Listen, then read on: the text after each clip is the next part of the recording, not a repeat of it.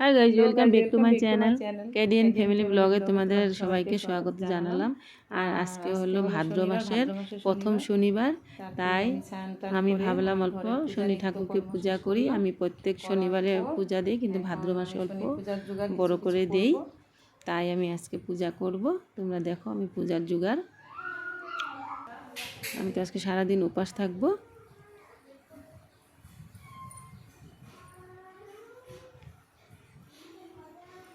আমি যে শনির ঘট নিয়ে আসছি, মাটির ঘট, এটা আমি কালার দিয়ে নীলা করে নিব। কারণ কি শনির ঘট নীলা দিতে হয়। এখন আমি নীলা রং দিয়ে ঘরটাকে নীলা করে নিলাম। শনি ঠাকুরের সব কিছুই নীলা লাগে। আমি কালা একটা গ্লাস নিয়ে আসলাম কিনে, পাথরের। আমার একটা ছিল, আগে ভেঙে গেছে, তারপর আমি একটা আবার নতুন পাত্রের গ্লাস নিয়ে আসছি। তোমার ওখানে কি আছে, তুমি যেটা নিজে নিজে হাতে দেওয়া আসনে দিলে। আচ্ছা, চৌকিটা বাই করছো না, সিংহাসনটা যে বানিয়েছিলে ওটাতে একটু বলবা কি টানে যাওয়া একটা এতগুলো না। আমার আজকে ঠাকুরে অনেকটা নীলা ফুল মিলিয়ে দিয়েছি। দেখো, শনি পুজোতে নীলা ফুল না দিলে ভালো লাগে না, তাই আমাকে ভগবান মিলাই দিয়েছে। এই যে শনির পাঁচালি আমার।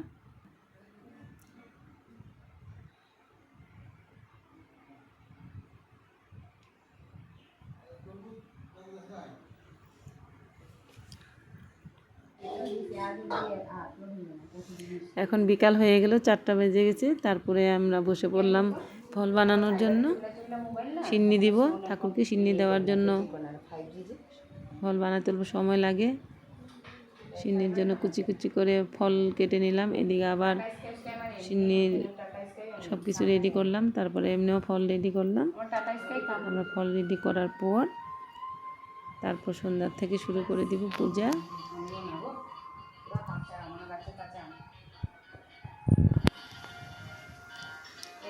নাম কইব তোমার কাকু একটার পরে একটা সিজন আনতে থাকবো। এই বাইকটা দোকানে যে এগুলো আমি সিন্নিতে দিব।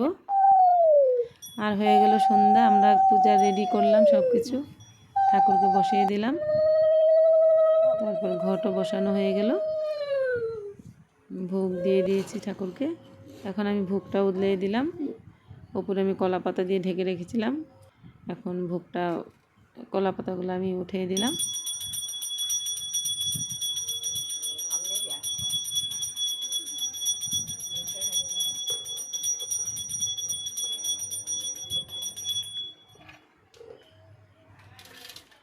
একদম আলো নেই।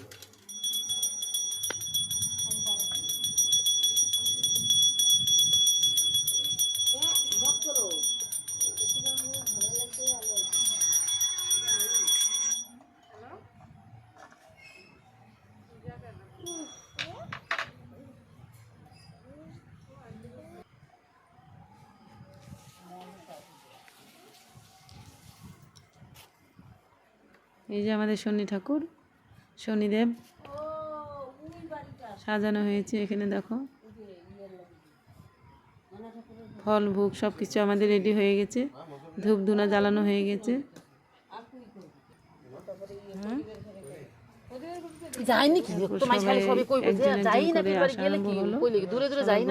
এখন আমি পাঁচালি পরব, সব কিছু রেডি হয়ে গেছে। পাঁচালিটা পড়লে আমার পূজাটা শেষ হয়ে যাবে। না না, শুনলে কি হয়েছে, সরকারি মামের কেমন হবে, এটা বহুত দূরের।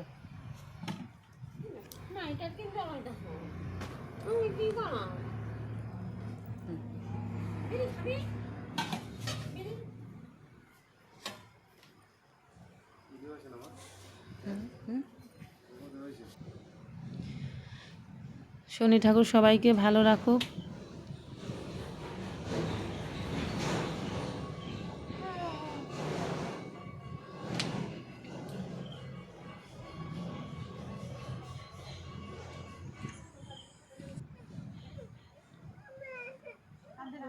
শনি দেবতা যেন সবাই থেকে সবাইকে যেন প্রসন্ন থাকে সবার উপরে। ঠাকুরকে এইটাই প্রণাম করলাম, ঠাকুর যেন সবাইকে ভালো রাখে। বাই সবাইকে। পাইবা